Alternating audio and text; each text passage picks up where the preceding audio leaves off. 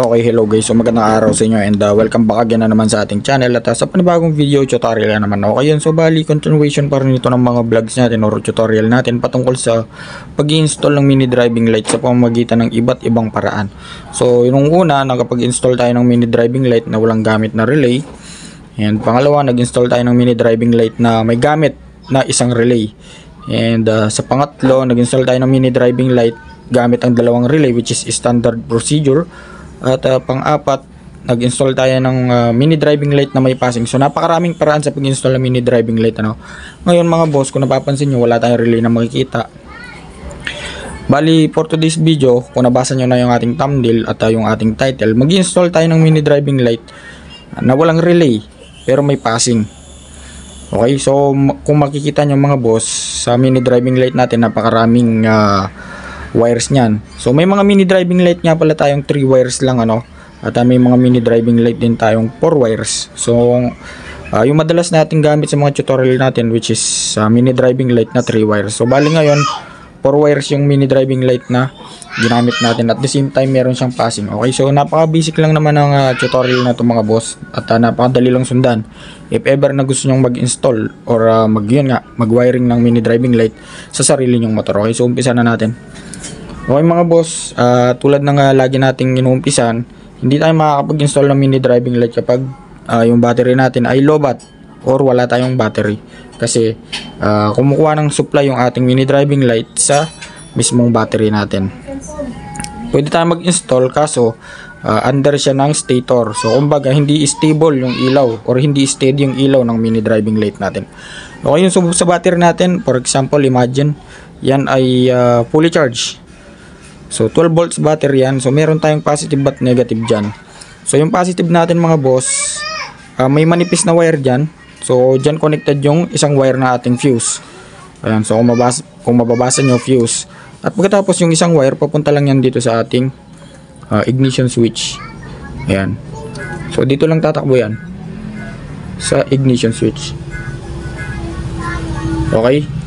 Ngayon mga boss, sinali ko lang tong red wire na to kasi baka malito kayo kasi meron tayong ignition switch na 2 wires at 4 wires.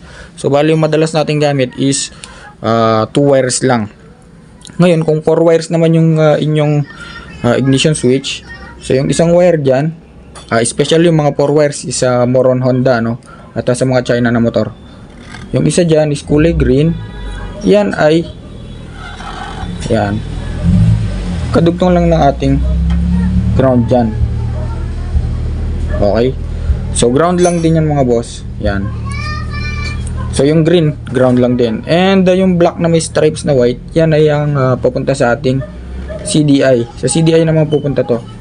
Kasi itong wire na to, yan yung kill switch ng ating makina or ng ating engine. Bali wala naman tayong gagalawin dyan. And tinuro ko lang para hindi kayo malito.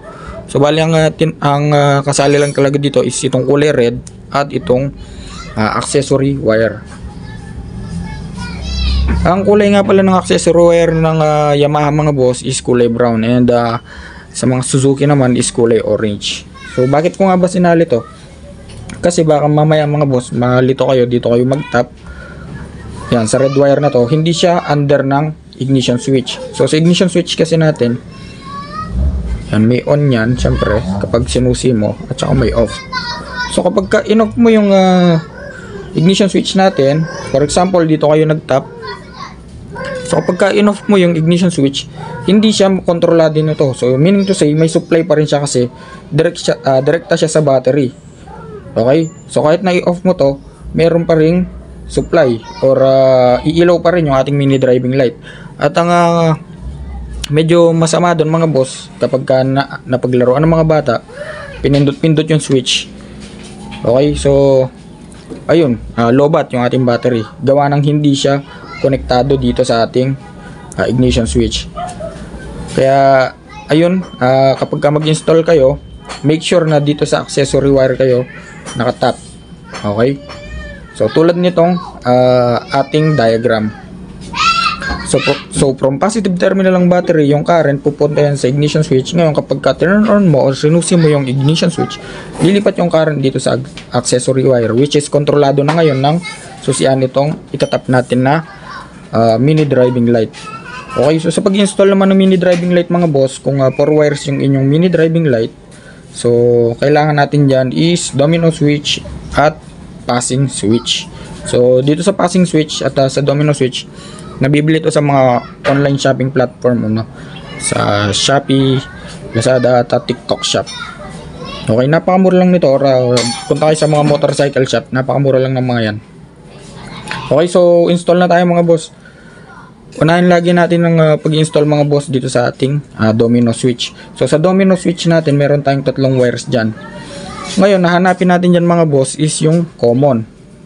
So dito sa diagram natin, yung common natin is yung ating kulay red. Ayan.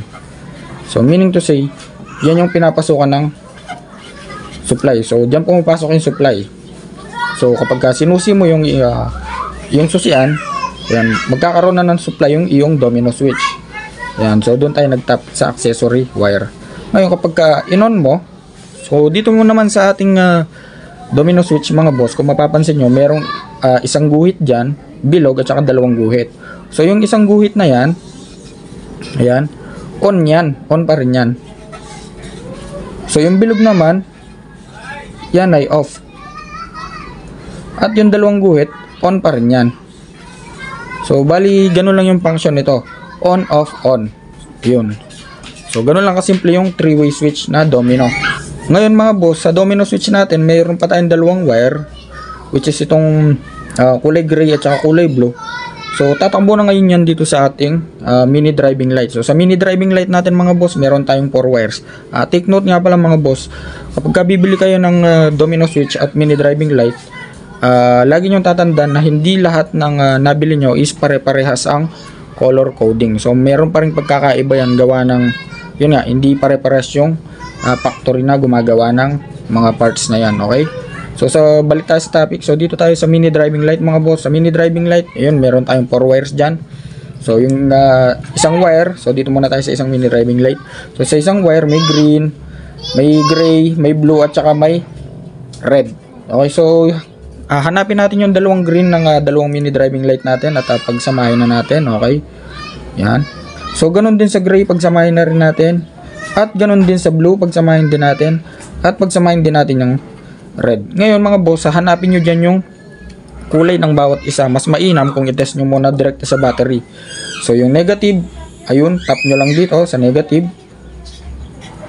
So yun lang naman hanapin nyo mga boss, yung negative at positive. So bali, yung negative hindi na kayo malilito.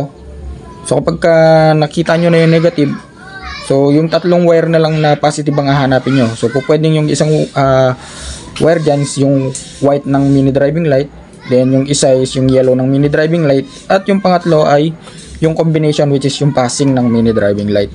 Okay, so ngayon mga boss, base dito sa diagram natin, yung green ground. Okay, so sa pagtatap ng ground mga boss, mas mainam sa chassis para hindi na kayo lumayo at hindi na kayo magdagdag pa ng wire papunta sa negative terminal ng battery.